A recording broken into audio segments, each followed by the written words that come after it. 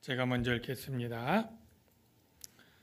우리가 그들을 작별하고 배를 타고 바로 고스로 가서 이튿날 로도에 이르러 거기서부터 바다라로 가서 베니기로 건너가는 배를 만나서 타고 가다가 구브로를 바라보고 이를 왼편에 두고 수리아로 항해하여 두로에서 상륙하니 거기서 배의 짐을 풀려 미러라.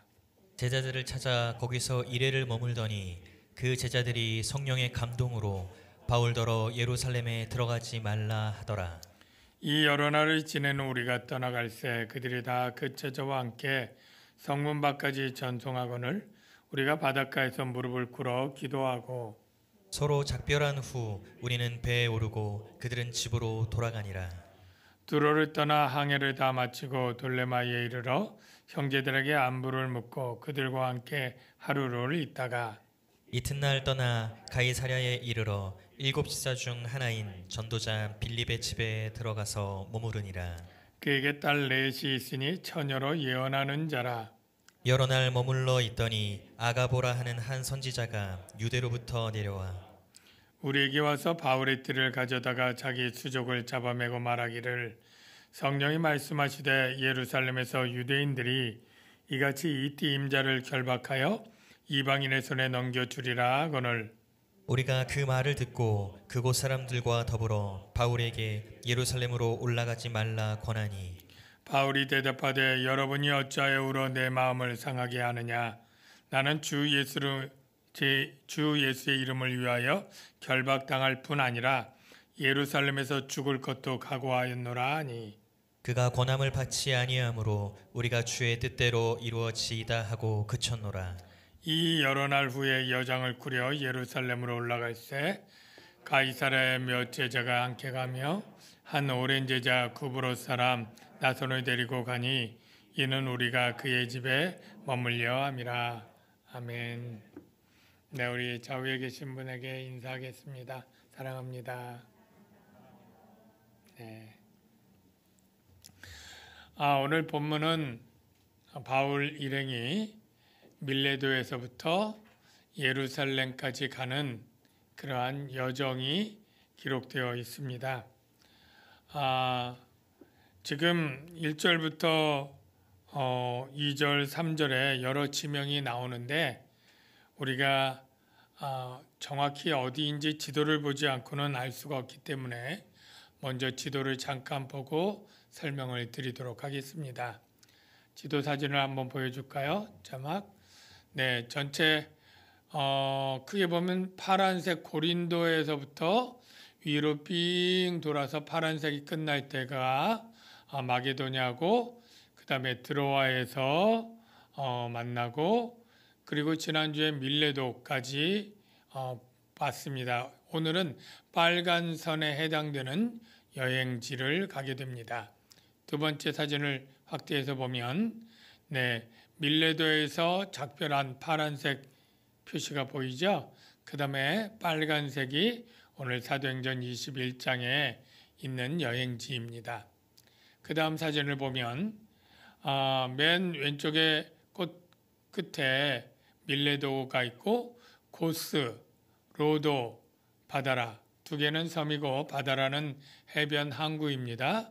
그렇게 지나서 구브로를 왼쪽에 두고 빨간 선으로 쭉 지중해를 지나서 오늘 첫 도착한 곳이 두로 그리고 다음날 둘레마이 그리고 가이사랴 이렇게 세 개의 도시를 차례로 방문한 내용이 되겠습니다.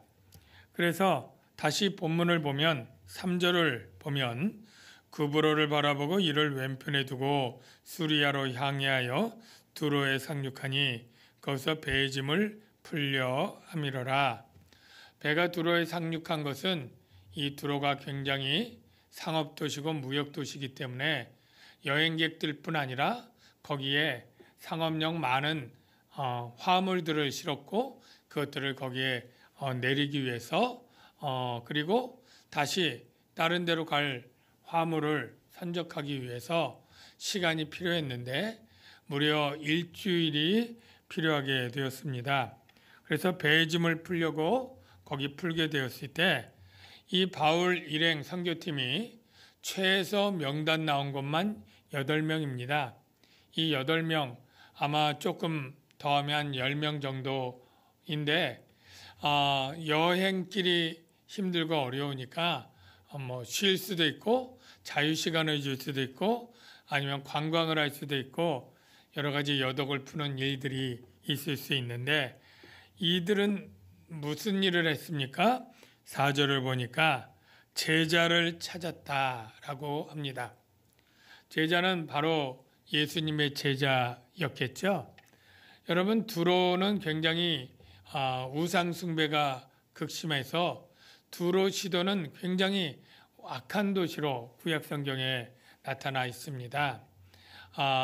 우리 잘 아는 것처럼 이 솔로몬이 그 아내를 두로의 그러한 제사장의 딸을 아내로 맞이하면서 우상 숭배가 극심하게 된 그러한 아주 우상 숭배 도시 두로인데 이 두로에 그리스도인 제자가 있다는 것이죠.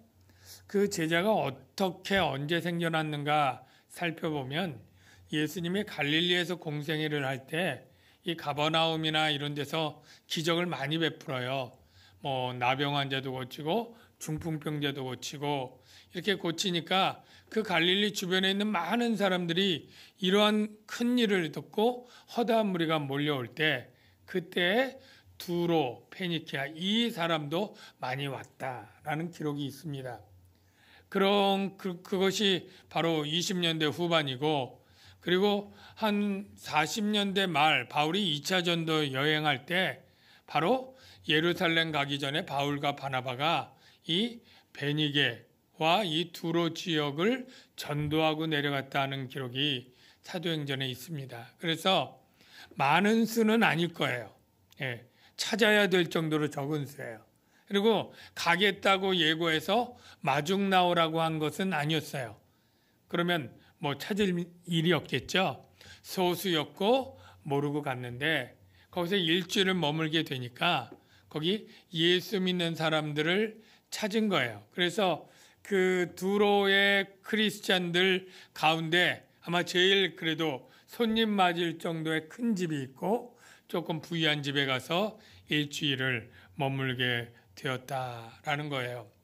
그리고 이제 일주일 후에 떠날 때 장면이 5절에 있는데요. 조금 특별해요.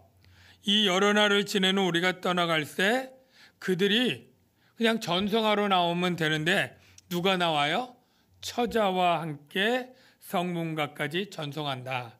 이게 그냥 별거 아닌 것 같이 보이는데 보통 이 집주인이 남자라면 남자겠죠. 그러면 다 남자들만 한 10명 온 거잖아요. 그러면 배웅 갈 때 주로 대표로 남자들만 가잖아요. 근데 아내들이 다 따라가고 여기 정확하게 하면 아이들이 다 따라갔어요.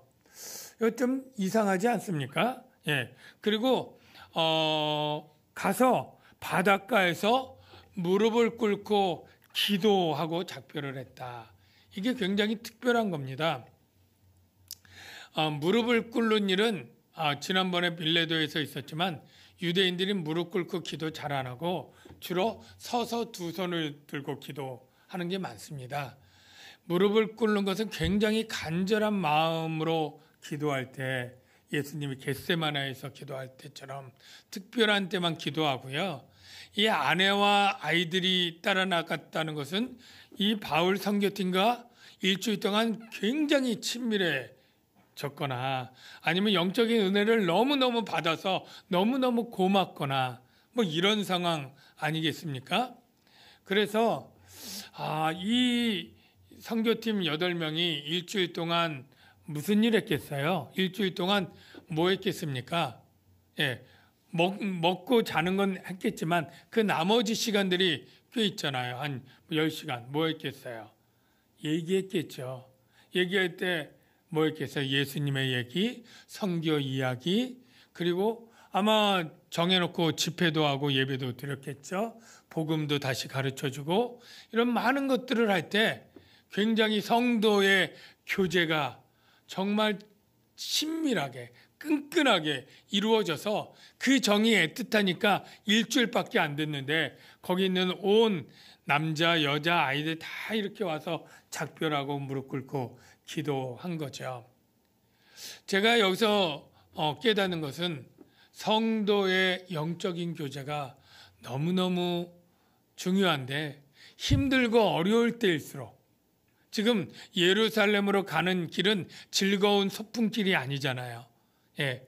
사도 바울은 성령의 매임을 받아서 가는데 각성에서 성령이 환난과 결박이 기다리고 있다고 하는 이러한 소식에 아주 비장하고 무겁고 힘든 그러한 마음으로 갈 때 이 성도들이 같이 말씀으로 은혜를 나누고 교제하고 힘을 얻고 가는 이 교제가 너무너무 중요한 거죠.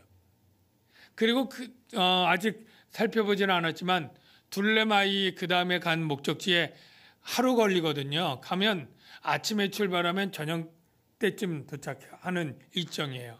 그러면 그냥 여관에서 그냥 하룻밤이니까 쉴 수도 있는데 그때도 둘레마이에 있는 성도를 찾아가지고 안부를 묻고 그들과 밤새 지내면서 하루 있다가 떠나고 또 세 번째가 이제 가이사랴에 갈 건데 가이사랴에 가도 전도자 빌립 집에 갔을 때 아마 아가보 선지자 딸 넷 거기에다가 그 마을에 믿는 사람들 다 모여서 여러 날을 같이 있었을 때 성도의 교제가 당연히 있었겠죠.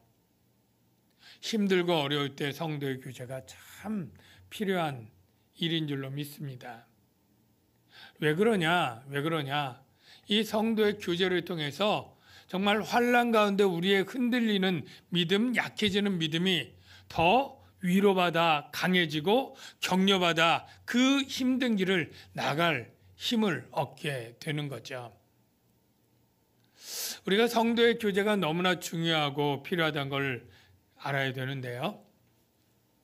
세상 사람들도 그럴 거예요. 예수 안 믿는 우리도 우리끼리 얼마나 친하게 잘 지내는데 우리도 서로 나눠 먹고 어려울 때 도와주고 같이 여행도 지내고 얼마나 붙어서 우리가 잘 지내는데 꼭 성도들끼리만 그렇게 교제를 잘한다고 그렇게 자랑하냐? 이렇게 반문할 수 있잖아요. 근데 여러분 분명히 아십시오. 세상 사람들의 친밀한 교제가 감히 할 수 없는 게 성도의 교제예요. 친해지는 것까지는 다 아는데 그들이 절대 할 수 없는 게 있어요. 뭘까요? 바로 성령 안에서 기도가 없습니다. 왜냐? 그들은 성령이 없잖아요. 예수 믿는 사람에게만 생명의 영, 성결의 영, 성령이 있고 그들은 성령이 없어요. 성령 안에서 하나됨도 없고 성령 안에서 아버지께 나아갈 수도 없는 거예요. 성령이 그들을 위해 기도해 줄 수 없고 그 어려운 때에 하나님이 성령의 안에서 그 기도를 응답해 줄 수도 없는 거예요. 그러니까 차원이 달라요. 그들은 그냥 서로 위로하고 격려해서 심리적 위로와 평안을 받을 수 있지만 정말로 우리처럼 그것 외에 하나님이 우리의 기도를 들으사 피할 길로 피하게 하시고 어려움을 막아주시고 전화위복으로 만들어주시고 합력하여 선을 이루는 이러한 놀라운 초자연적인 하나님의 능력과 역사가 그들에게는 일어날래야 일어날 수가 없는 거죠. 우리가 성령 안에서 교제할 때 하나님이 성령이 함께 하시고 우리의 기도에 함께 하시고 그래서 우리의 어려움들을 친히 직접 개입하시고 도와줄 수 있는 특별한 것이 있다라는 것 우리가 알고 감사하고 기뻐해야 될 줄로 믿습니다. 성도에 교제하니까 생각나는 게 우리 성지 연수 한 열흘 정도 갔잖아요. 가신 분이 있는데 가면 아침에 맛있는 것도 먹지만 이제 예수님의 그러한 행적도 보고 또 말씀도 듣고 설교도 듣고 간증도 나누고 그러한 이 교제가 참 굉장히 그리울 정도로 꿈 같은 시간 되었고요.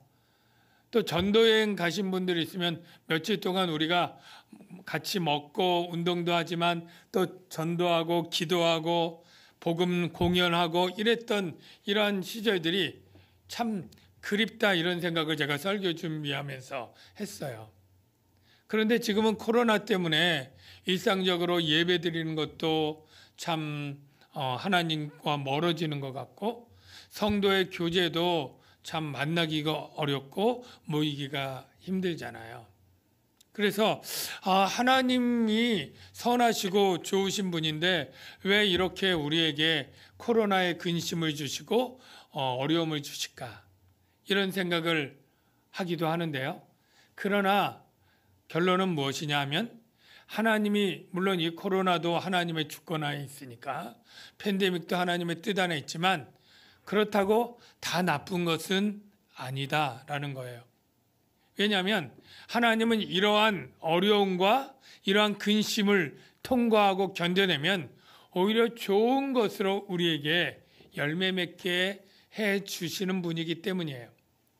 고린도 교회에 물론 잘못과 죄 때문에 고린도 교회가 굉장한 근심에 쌓이게 되었고 책망을 심하게 받게 되었습니다. 그런데 바울이 말하기를 이것은 하나님의 뜻대로 하는 근심이었다. 이렇게 말하고 그 하나님의 뜻대로 하는 근심이 얼마나 좋은 결과로 바뀔 수 있는지를 이렇게 말하고 있습니다. 우리 고린도후서 7장 11절 보면 자막이 있어요. 보면 보라 하나님의 뜻대로 하게 된 이 근심이 너희로 얼마나 간절하게 하며 얼마나 사모하게 하며 얼마나 열심 있게 하였는가. 물론 여러 가지 더 있지만 제가 중략을 했는데요.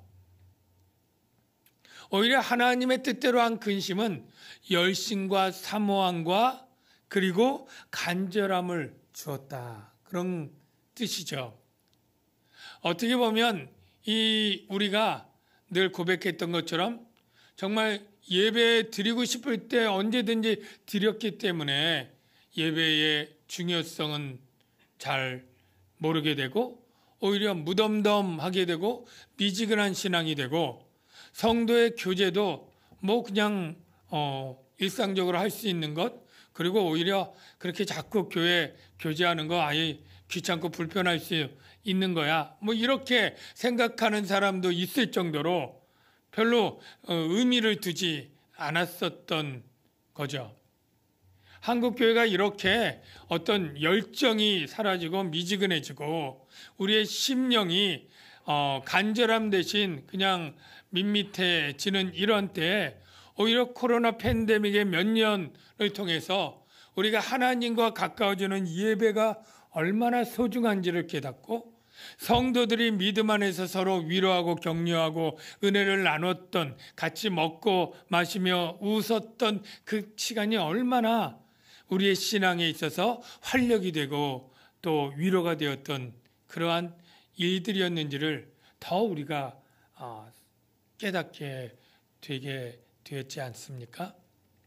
그래서 오히려 코로나는 언제인지 모르지만 이제 약화되고 종식될 것이라고 믿습니다. 뭐 영원히 가진 않겠죠.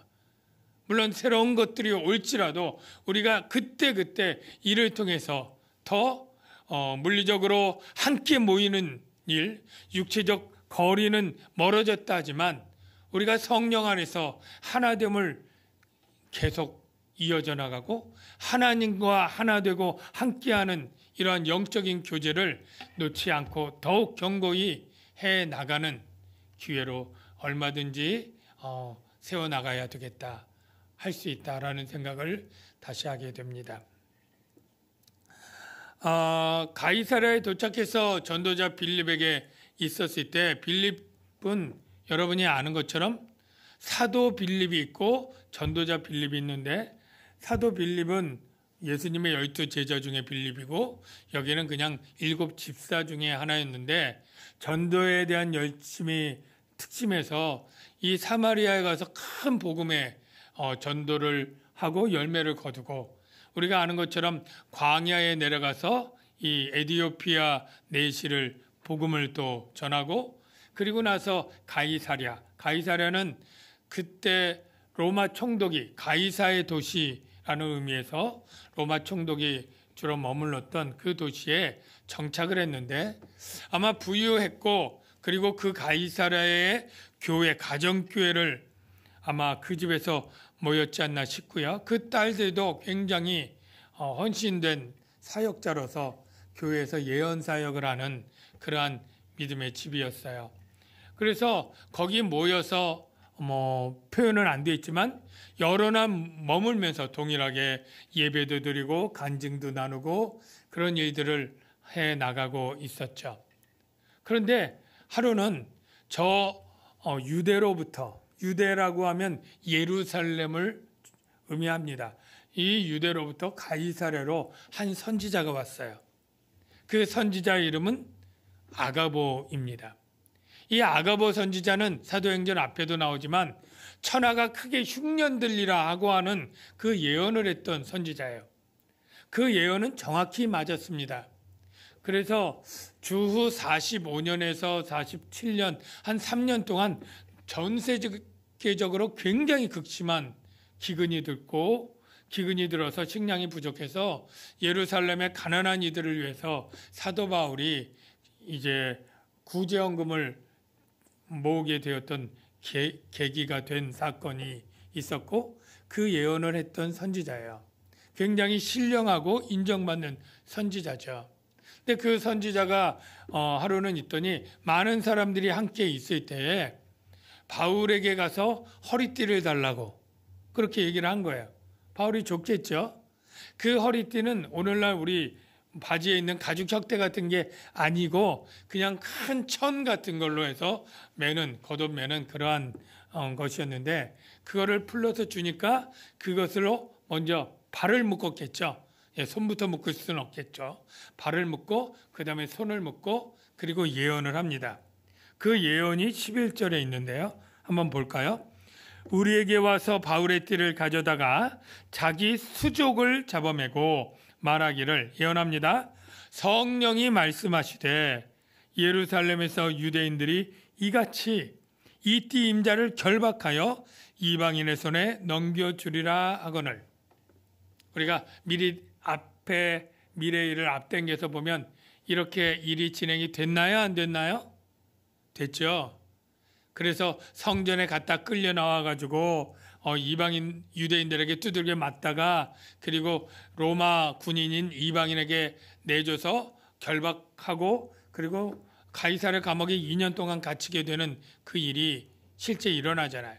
이 예언은 성령의 말씀대로 정확하고 올바른 그러한 예언이었어요. 근데 이 예언을 왜 그냥 말로 하지 이렇게 행동으로 하면서 했을까? 왜 그랬을까요? 그런데 과거에 보면 이 하나님의 선지자 중에 그렇게 행동으로 예언한 선지자들이 좀 있었어요. 예를 들면 아이야라고 하는 선지자는 솔로몬과 여로보암 시대인데 바로 아이야가 여로보암을 만났을 때 그냥 예언을 할 때 이제 이스라엘을 12지파로 나누게 되고 네가 10지파를 다스리게 될 거야 하는 예언을 할 때 말로만 하지 않고 자기 새 옷을 벗어가지고 12조각으로 찢은 다음에 10조각을 주면서 하나님께서 너에게 10지파를 주게 될 거야. 이렇게 행위와 상징을 통해서 예언을 한 적이 있고요. 이사야 선지자 잘 알죠. 이사야 선지자에게 하나님이 예언을 줄 때 너 이제 3년 동안 웃옷 벗고 벌거벗고 다니고 신발 벗고 다녀라. 그리고 뭐라고 예언하느냐면 바로 이스라엘이 이같이 포로가 될 것이다. 애굽과 구스의 포로가 될 것이다. 왜? 포로는 신발 못 신고 다니고 옷 못 입고 벗고 다니고 그렇게 노예가 생활이 그렇게 되었잖아요. 그러니까 그렇게 행위로서 행동으로 그렇게 예언을 하게 하는 적이 있었어요. 왜 그렇게 말로만 하지 않을까요? 어떤 효과가 있겠죠?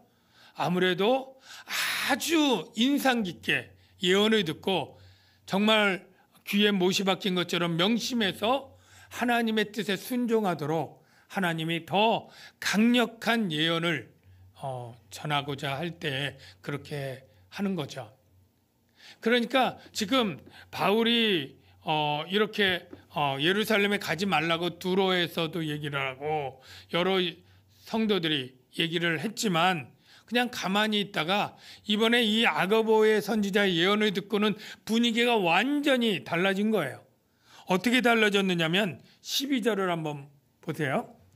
우리가 그 말을 듣고 그곳 사람들과 더불어 바울에게 예루살렘으로 올라가지 말라 권하니, 자, 여기 지난번 만류한 것과 뭐가 다른지 아세요? 여기 우리가를 주목해 보세요. 우리가. 여기 우리가라면 누구예요? 바울, 이 사도행전을 썼던 누가를 포함해서 교회 대표자들 7명이 왔잖아요. 뭐 두기고, 뭐 더디오, 뭐 디모데, 뭐 이렇게 가지고 앞에 20장 4절에 보면 소바도, 아리스타고, 세군도, 가이오, 뭐 이런 사람이 있었잖아요. 그러니까 이런 선교 동역자들도 바울 사도요. 아무래도 이 선지자가 이렇게 성령으로 말하는 거 보니까 예루살렘에 올라가지 않는 게 좋겠어요. 우리가 그냥 가서 구제헌금 잘 전달하고 올 테니까 아무래도 안 가는 게 좋겠어요. 이 얘기를 여기 보니까 권한이 올라가지 말라, 그렇게 권한이, 이 권한이를 헬라어로 잘 살펴보면 미완료 과거형이라는 시제예요. 이거는 제가 전에도 얘기했지만 미완료니까 뭐예요?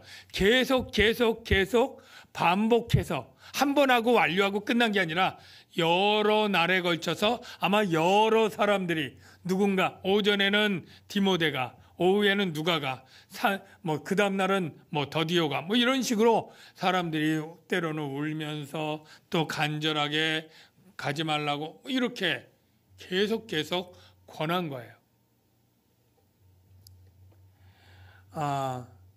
여러분 어때요?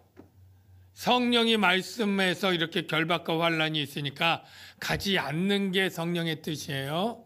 아니면 계속 결박과 환란이 있어도 가는 게 성령의 뜻일까요? 성령이 두 말을 같이 낸가요? 그래서 동시에 상충되게 그렇게 성령이 말씀하신 건가요? 그렇지 않습니다. 우리가 성령의 감동이 중요하고 하나님 말씀, 다 말씀이 중요해도 이것을 성령의 뜻에 올바르게 해석하는 게 있고 자기 감정과 자기 생각으로 주관적인 해석을 하는 경우엔 얼마든지 반대의 생각을 할 수 있는 거죠. 예. 여러분, 성령께서는 분명히 사도 바울이 결박당하고 환난당하는 것 말씀하셨고요. 그거 맞고요. 이미 성령에 매여서 바울이 갈 때 그거 다 알고 갔습니다. 그런데 자꾸 이 성령의 뜻은 그러한 결박과 환난이 있다는 것 기정사실로 하고 그것들을 감당해 낼 수 있도록 하나님이 격려하고 위로하고 해야 되는데 인간적인 생각으로 사도 바울을 개인적으로 이 결박당하는 거 안 좋은 일이고 고난당하는 거 힘든 일이니까 인간적인 동정과 인간적인 생각으로 만류하는 것이죠. 이게 잘못된 것입니다. 예. 그래서 사도 바울이 담대하게 13절에 이렇게 말합니다. 바울이 대답하되 여러분이 어찌하여 울어 내 마음을 상하게 하느냐? 왜 내 마음을 조각조각 무너뜨려지게 하느냐? 나는 주 예수의 이름을 위하여 결박당할 뿐 아니라 결박보다 더 심한 건 뭐예요? 죽음이죠. 예루살렘에서 죽을 것도 각오하였노라. 이렇게 고난을 물리치니까 그들이 주의 뜻대로 이루어지다고 권하는 것을 그쳤다 이야기를 합니다. 여러분, 바로 바울의 이 사명감이 얼마나 투철하고 얼마나 비장했는지를 우리가 깨닫게 되겠죠. 바울은 이 사명감이 언제부터 시작되었을까요? 당연히 바로 예수님이 바울을 다메섹 도상에서 회심시키고 아나니아를 통해서 이런 사명을 주었습니다. 사도행전 9장 15절 보니까 자막 보여주세요. 주께서 이르시되 가라. 이 사람은 내 이름을, 여기 이름을 주목해 보세요. 내 이름을, 예수 이름이죠. 저가 자기 백성을 저희 죄에서 구원할 그 이름, 예수 이름을 이방인, 그 다음에 임금들, 이 임금들이 중요해요. 왜냐하면 이 임금들 그냥 넘어갈 이름이 아니라 임금들에겐 복음 전하기가 너무너무 어렵잖아요. 만나주지도 않잖아요. 그런데 오직 가이사랴 감옥에 있을 때 총독 다 만나죠. 벨릭스, 베스도, 아그리파 왕. 그리고 죄수로 가니까 가이사 재판도 받죠. 이 임금들에게 전하려면 감옥에 갇히는 수밖에 없는 거예요. 오히려 어떻게 보면. 그리고 이스라엘 자손에게 전하기 위하여 택한 나의 그릇이라 그가 내 이름, 여기 이름 또 나오죠. 이름을 위하여 얼마나 고난을 받아야 할 것을 내가 그에게 보이리라. 그러니까 예수 이름 위하여 고난 받을 건 바울이 한시도 잊은 적이 없는 거예요. 그 이름을 위하여 고난을 난 받아야 되는구나. 그럴 사명자다. 그래서 울 때 나는 주 예수의 이름을 위하여, 이게 거기서 나는 거예요. 예수님이 내 이름을 위하여 고난을 받을 자로 날 불렀기 때문에 이름을 위하여 결박과 죽을 각오도 감당한다 라는 거죠. 여러분, 첫 번째 생각해 보고 싶은 건 주 예수 이름의 가치인 거예요. 여러분, 요즘 대선인데 뭐 그런 거 있잖아요. 나를 위하여, 또는 대선 후보자 뭐 이재명, 뭐 윤석열, 안철수, 뭐 하여간 심상정 막 위하여 그 선거 팀들이 얼마나 그 열렬히 그냥 시간을 쪼개가면서 지방 다니고 뭐 외치면서 뭐 하잖아요. 예. 그런데 여러분 분명히 있지만 5년 후면 그 이름 다 바뀌어서 새로운 사람들 또 도전하겠죠. 그리고 또 5년 후엔 또 바뀌겠죠. 또 5년 후에 또 바뀌죠. 이게 우리나라뿐일까요? 미국도 5년마다, 아니 거긴 4년인가요? 그러니까 계속 바뀌겠죠. 예. 오직 전 세계를 통해서 일시적이지 않고 영원한, 바뀌지 않고 정말로 위에서 우리가 헌신할 이름은 바로 주 예수 그리스도의 이름뿐인 줄 믿습니다. 왜냐하면 그분의 가치는 세상 최고의 대통령, 지도자보다 훨씬 위대한 분이고 존귀한 분이고 바로 하나님이시기 때문에. 그래서 저와 여러분들은 세상의 어떠한 지도자를 따르는 것도 물론 전혀 가치 없다 할 수는 없겠지만 최고로 비교할 수 없는 우리 예수 그리스도를 위하여, 그 이름을 위하여 우리가 다 사명을 받은 자들이다. 바울뿐 아니라 우리도 그리스도의 제자고 주 예수의 이름을 위하여 살아가야 될 자들이다 라는 것을 분명히 기억해야 될 줄로 믿습니다. 그리고 아까 얘기했지만 성령의 뜻은 반드시 우리의 안위와 안락함을 성령의 뜻이라고 생각하면 안 됩니다. 예. 여러분, 예수님이 예루살렘이 똑같이 올라가려고 할 때 제자들이 붙잡고 만류했던 적 있죠. 예. 마태복음 16장 21절 한번 볼까요? 예수 그리스도께서 자기가 예루살렘에 똑같이 올라가 장로들과 대제사장들과 서기관들에게 많은 고난을 받고 죽임을 당하고, 이것을 성령으로 아시는 거죠. 예수님도 제3일엔 살아나야 될 것을 제자들에게 비로소 나타내시니, 제자들이 반응이 어땠나요? 그 제자들 다 그랬지만 베드로가 그런 거예요. 대표로. 여러분, 베드로만 그런 거 아닙니다. 제자들 마음 다 그랬는데 수제자인 베드로가 나선 거죠. 예수를 붙잡고 항변해서 주여 그리 마옵소서, 이 일이 결코 죽게 미치지 아니하리이다. 베드로나 제자들의 마음은 뭐야? 이게 예수님을 위한 길이다. 이게 예수님이 고난당하고 죽는다는데 이거 붙잡고 막아서는 게 우리가 예수님을 보호하는 거고 예수님을 위하는 일이고 선한 일이다. 그런 마음으로 했겠죠. 예. 근데 예수님에게 아주 혹독한 책망이 왔죠. 16절 23절에 보면 뭐라고 말합니까? 자막 보여주세요. 예수께서 돌이키시며 베드로에게 이르되, 자막 있어요? 사탄아, 내 뒤로 물러가라. 너는 나를 넘어지게 하는 자로다. 내가 하나님의 일을 생각지 아니하고 도리어 사람의 일을 생각하는도다. 이에 제자들에게 이르시되, 누구든지 나를 따라오려거든 자기를 부인하고 자기 십자가를 지고 나를 따를 것이니라. 여러분, 우리가 성령의 뜻은 늘 성도들이 안전하고 행복하고 안락하게 사는 삶, 이게 하나님의 기쁘신 뜻이야. 천만에요. 행복의 시작 예수 그리스도, 물론 예수를 믿으니까 죄사함과 그 영혼의 행복이 있지만 그 행복이 세상적으로 내 육체의 정욕대로 다 해가지고 안락하고 부유하고 편안하고 고난 없는 그러한 행복이라고 생각하면 그거 오산입니다.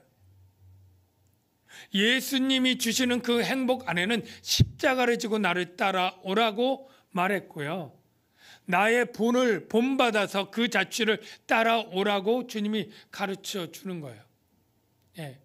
예수님이 안락한 삶을 위했다면 성육신 할 리가 있겠습니까? 예루살렘에 올라가 고난당하고 죽으실 일이 있겠습니까? 분명히 성령으로 예수님도 알지만 그게 바로 많은 일을 구원하는 참된 선한 일이고 하나님의 기뻐하시는 일이니까 고난을 감당하는 거죠. 우리 전호철 선교사님도 오셨지만 볼리비아 가면 여기보다 더 넉넉하고 넓은 집에서 호의호식하면서 잘 살고 편안하게 노후를 보내겠다 하는 그런 마음 때문에 갔겠습니까? 훨씬 날씨도 안 맞고 기후도 안 맞고 언어도 안 되고 정말 고생하는 그 일들이 성령 안에서 눈에 보이고 확실하지만 이게 하나님 나라와 복음, 그 예수의 이름을 위한 정말로 가치 있고 귀한 일이니까 그걸 감수하고 가는 거잖아요. 여러분이 교회 봉사할 때도 물론 그거보다는 훨씬 좀 강도가 약하지만 내가 직분을 맡고 직임을 맡고 1년, 2년 맡을 때 내가 더 편안하기 때문에 일하는 게 아니잖아요. 시간 내야 되고 더 힘들고 바빠지고 어쩌면 잘못됐다고 소리 듣고 스트레스도 받지만 이게 교회를 위한 일이고 주님을 위한 일이라고 귀하다고 생각하니까 성령께서 너 더 힘들어질 거야. 네, 압니다. 그러나 내가 주 예수를 위하여 감당하겠습니다. 하는 거잖아요. 그래서 우리가 정말로 성령의 뜻은 정말로 하나님이 우리를 행복하고 은혜롭게 선하게 대하시지만 때로는 그 일 가운데는 주 예수를 위하여 우리가 희생과 수고를 감당하는 일이 있고 이것은 궁극적으로 하나님이 기뻐하시는 일이고 하나님의 상이 예비된 그런 귀한 일임을 우리가 알면서 나가야 될 줄로 믿습니다.